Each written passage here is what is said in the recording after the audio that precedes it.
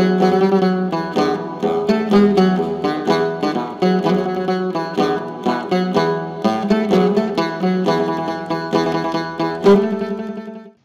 evening, my unseen and I guess largely unknown audience. We are at the beginning of episode 15 of the Cambodia VR Project podcast. It's Monday, March 5th, evening time here in Phnom Penh, and it's been a challenging day. But, language is a funny thing. When we say it's been a challenging day, it sounds like day equals challenge, and it hasn't been only challenging. The challenging aspects of the day are probably what I'm going to remember the most looking back on it, but there were other things that happened too. And that's the trouble with language. It says something is something, but doesn't bother to say, well, what I really mean is to say some percentage of the day was challenging, and those will stand out. And the first aspect I referred to, I think, at the end of last night's podcast, which was that I had to move. The online booking, something didn't quite get reserved fast enough, and so I had to leave the wonderful apartment that I have stayed in for over a month before, was staying in quite happily now. I mean, I knew this was going to happen, but, it actually coming to pass was a pain in the butt, and, moving things up and down and over in really hot and humid weather. I was a little bit fried, but it got done.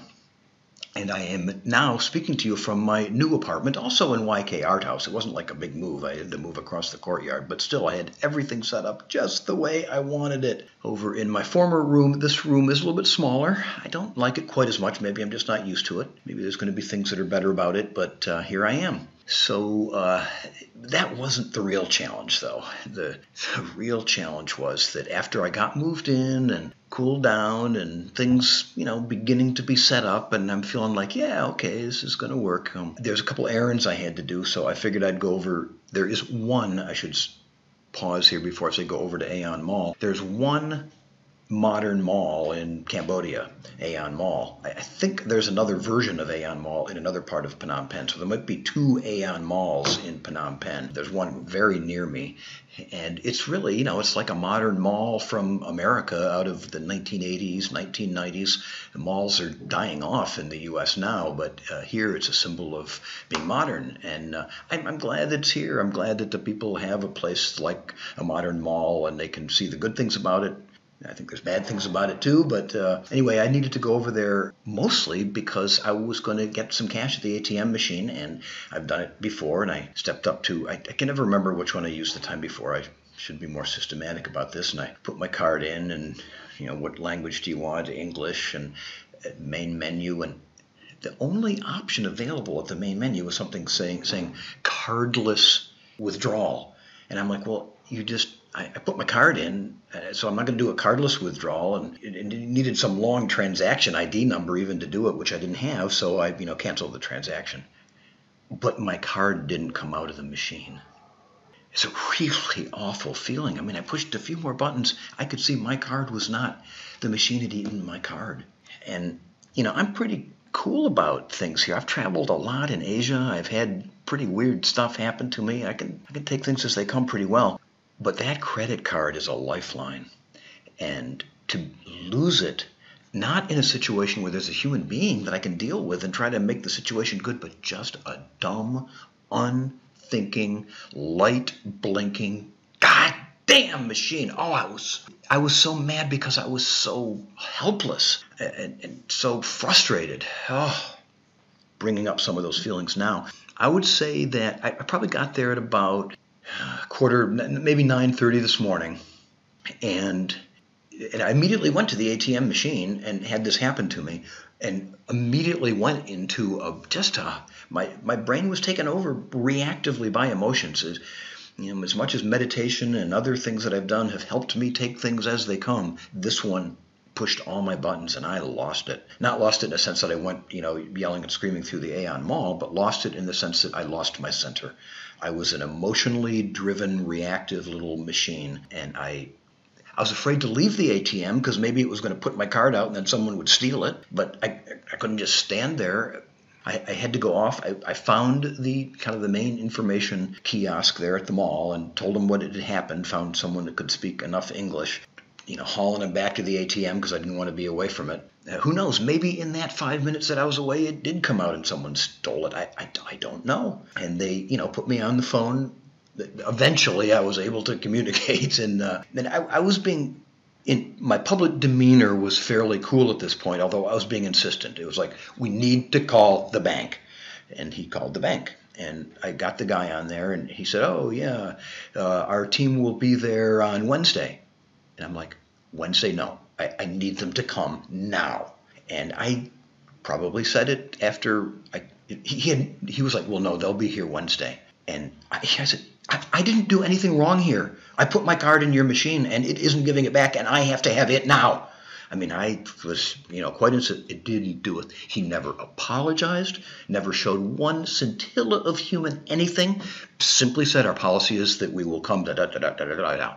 This was a tough one to take, really tough. But when I finally realized that there was no way someone was going to come and save the situation, it was not going to happen. I could yell, I could do anything I wanted. It wasn't going to change it.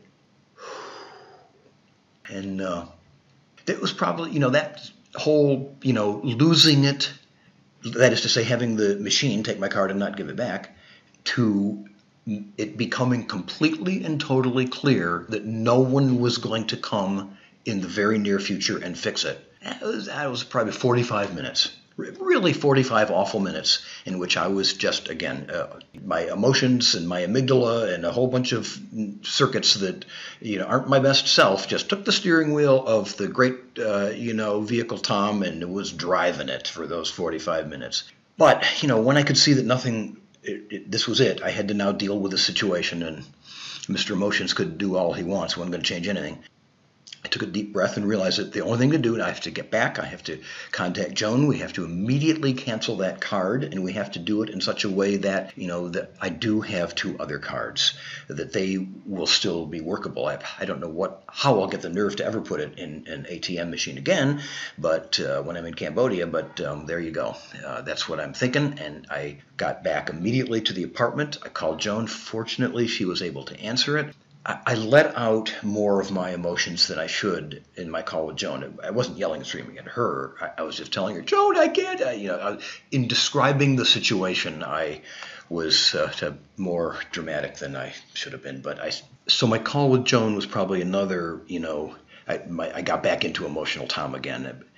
Probably it was still pretty much emotional Tom until I got back to my room from Aeon Mall, called Joan, asked her to cancel the card, vented a bit more at the mindless machines and the bankers who are my just ultimate source of probably maliciousness and evil in this world today. I mean, I think really most of the problems of the world are attributable to the concept that capital must grow, that we are essentially a market-driven species, that the strong survive, and the capital that the strong acquire, whether it's in the form of money or resources or command of people or whatever capital the strong have as a result of being strong, the underlying assumption, banking-driven, is that must grow. And more than anything else, that thought form is at the heart of our planet's problems today. Well, anyway, there's enough on banks for now. I was very confident after speaking with Joan that ultimately things were going to work out. I knew things were going to work out. The reason that I lost it wasn't because I thought my life was going to end. It was because of how frustrating and helpless it felt before that just mindless machine taking something that was so important to me. Even though I had 2 other cards, it had taken something from me and I overreacted to it. There's really only one other time when I've kind of lost it a bit in Cambodia, and it was not the last time I was here, but the very first time that I was here for about a month. At some point when I tried to use an ATM, something went wrong. I'm still not quite sure what it was. And then I was not able to use ATMs until I called Joan and banks were called and we worked it all out. But again, that whole ATM thing. Okay, you've listened to me talking about ATMs enough. That was the challenge, but that was it. That was the challenging part. You've now heard it. And I would say that I had an appointment at 11. I had to go over to CLA at 11. And the idea was I was just going to talk pretty briefly with Kai about our upcoming Wednesday lunch, some kind of the draft proposed plan that I had for some of the activities we do and the format of the event. And that's what I thought I was going to do. And by about, quarter to 11 or 10 of 11 or something like that, I had gotten myself pretty centered again. So I went over there, and things just started getting good again. First of all, Sema and Deka were in their desks there down on the first floor, and it was just great seeing them. But just as I was going in the door, there was Kai. He wanted to go across the street and get a cup of coffee, so we did that, and then came back. And what he said was, before we do our little talking about the event tomorrow, Ploon would like to have a few minutes with you. Well, that was the unexpectedly great thing. I like Ploon a lot, and I just have tremendous respect for him as the CEO.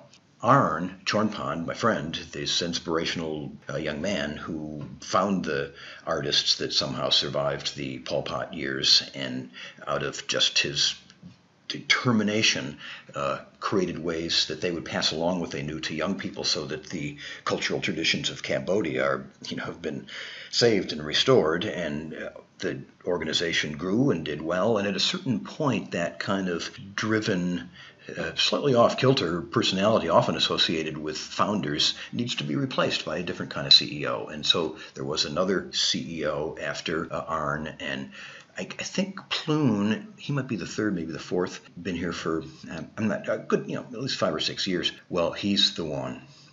Cambodian Living Arts is really poised not just to be an organization that supports and catalyzes artists in Cambodia, both from an artistic, personal development, and an economic foundation perspective, but is trying to work with people all over the world who have similar projects and goals and needs, sharing what they've learned, learning together collaboratively.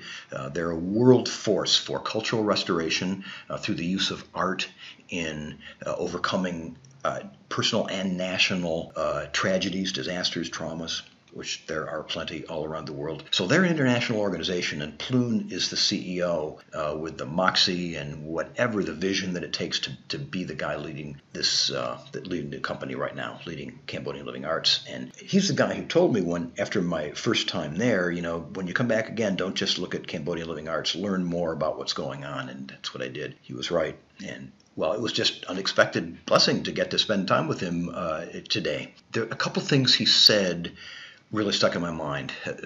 One, and I suppose most importantly from this project's point of view, is that he's ready to rock and roll on VR now.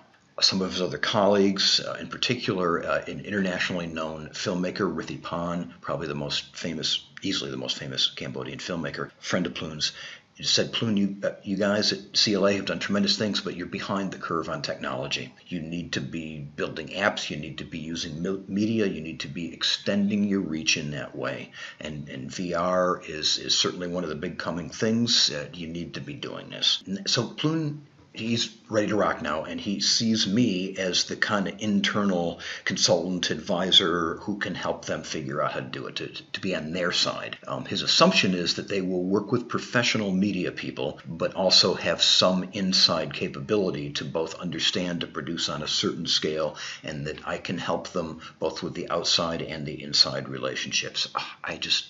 That's it. I mean, that is what I want. That is so much what I want. He said another thing too. He's a young guy. He's probably 40, something like that.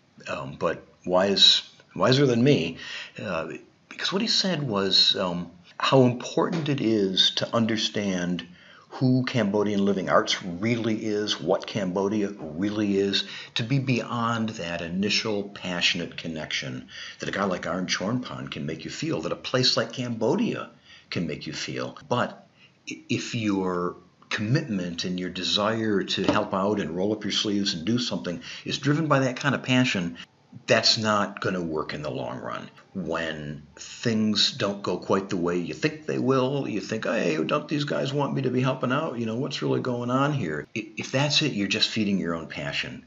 I think it means there's, too much, I want to make myself feel good involved. And that is what drove me at the beginning. There's no question about it. After the first time I came here, I felt just what he was referring to, and that's what drove me to come back again and stay for a long time, over a month, in the fall of 2017. And in that time, my passion didn't go away, but the fires were banked a little bit, and what grew up in their place, I think, was a more clear-eyed understanding of the overall situation here. And I spoke about this on an earlier podcast, episode 6 or 7 or whatever it was. One of the earlier meetings I had with Kai on this visit, the other shoe dropped. I started to really see much more clearly that even though what is presented most prominently to the world about Cambodian living arts is this performance capability that happens every night at the National Museum, I mean, who wouldn't focus on that? They are not fundamentally a live performance organization whose next obvious step would be into new media production. They are fundamentally a platform, a catalyst, and that I've got that now too. I get it. And that's what Plune wanted to see that I had really gotten. That a commitment that is based on a clear understanding of who they really are, and it's nice to have the passion there, but also to have a concrete conceptual understanding of the situation that you're entering into so that you won't be surprised when certain things happen, so you won't be driven just by trying to, stoke your own sense of like how cool you are that you're helping out in Cambodia. All those things, Plune got all that. He was looking at me, over the past year saying, okay, well, let's see what happens with this Tom Nickel fellow and how long he's going to want to sustain this. And I think he's willing to believe now. There's a guy who I know a little bit back in San Francisco, Clay, who's has done similar things in Haiti. He actually organized a soccer league in Haiti. And he said something to me when I was asking him for advice about, going to developing nations and trying to do some stuff. And he said that everybody says they're going to come back, but they won't even hear that. After you come back maybe 3 times, they start to take you seriously. Well, this is my 3rd time. He was right. And I think Plune is now starting to take me a little bit more seriously, wants me to be seen to feel that I'm an insider helping him out, all the things I want. So, here I am at 10:15 in absolute internal freakout mode, and then by 11:15 I'm just being kind of bathed in the good vibes by a really smart guy who, despite the fact that I'm not a fully evolved being and can still lose my center when an ATM machine misbehaves, fundamentally I get what's going on here in Cambodia. I get who CLA is, and I think I understand the meaning of my involvement so that I won't flip out at them not acting sometimes the way I would have expected in the way I did to the ATM. Yeah. There was one more project-related thing in the day. I came back to my place and continued the process of resetting up my life here in YK Art House. And I still need a couple more techies to come to the lunch on Wednesday. I would have hoped I was going to recruit some more through Eric and David, who I haven't even seen since I've been here yet. I don't know what the heck's going on with them. And then Irina, also one of the co-owners, managers, whatever the heck it is, of YK Art House here, who's been my entree to many circles in Phnom Penh, also just got back from a vacation. And she connected me to a co-working space that's called The Desk. And it's pretty close to YK Art House. And I was set up to go there at 2 o'clock today and meet with the guy who runs it and talk to him about, is there some way I can find out if there are any young Cambodian techies any Cambodian techies who'd feel like coming to this luncheon. So it was a little bit tricky to find, but I got there at 2 o'clock and he was right there at the door meeting me. Talked a little bit. Nice guy, nice young guy who's got some investors behind him, and the place was booming. And man, the first floor there was probably at least it seemed a dozen, some kind of larger spaces where 3 or 4 people could work, and some individual private spaces, a couple of wide open spaces. So I think he's got different plans and different pricing. In fact, he described, I know he does. But it was full. It hasn't been there very long, and it seems like he's doing pretty well. And they're upstairs renovating a whole other floor because he's pretty sure the demand's going to be there. And it looks to me like he's right. Almost every single one of the people in those spaces were Cambodians, it looked like to me. It wasn't a bunch of expat techies hanging out there. It was a bunch of Cambodians trying to do their own little techie startups, I guess. So the way we left it was that I told him what I was there for. I told him that Cambodian Living Arts realizes that they need collaborations and barking dog. I could do without that on the podcast. Oh my goodness, this is going to be a pain. I'm going to pause it for a little bit. Cambodian Living Arts understands that they need more tech savvy, more working relationships, more knowledge of the tech scene in Phnom Penh. They're not like they have a very clear agenda right now. They just know they need to start to get smarter in this way, and that's what's behind this lunch. Just get a couple of artists and a couple of techies together and see if they get to know each other, see what happens. I mean, that's really what's going on here. And he seemed to get it, and so I went back and I forwarded him the email that Kai and I wrote, and he's already sent out to a bunch of artists, and I sent it to the guy's name is Norbit, and then he later in the afternoon, what he told me he would do was kind of look over the email, understand it himself, and then just talk to some of the people there, some of the people renting from him, and see if they'd be interested. From his point of view, it's kind of a value add of the co-working space. I mean, he promotes it as a community, which it is. I mean, you got your own office and you talk with people on your team. You have a co-working space, and when you're in the common area or at the water fountain, you run into other people, and there can be good serendipity happening. And in this case, Norbert's going to get to go around and say, hey, anybody want a free lunch and meet some people at Cambodian Living Arts? It's a nice little Benny for him to be able to shake around too. So, and I'll go back tomorrow afternoon and see if we recruited anybody. It was a really cool place. I was glad to see it. It makes me feel better about the emerging tech scene here in Phnom Penh. I do think we'll probably get the 4 or 5 artists that we're hoping for our lunch, and onward and upward we go.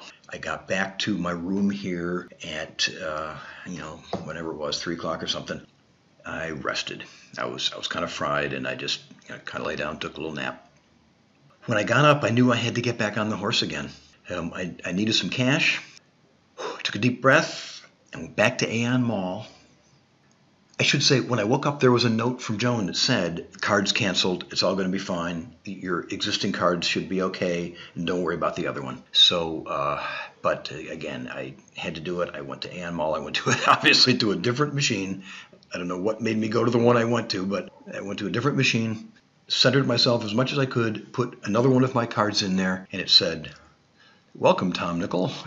Please put in your code, which I did. It gave me the money, and we all lived happily ever after. I bought a few snacks there, came back to my place. That's probably going to be it for me. I've got a lot to do, kind of futzing around, still setting up, doing my podcasting. So on that happy note, thanks for listening.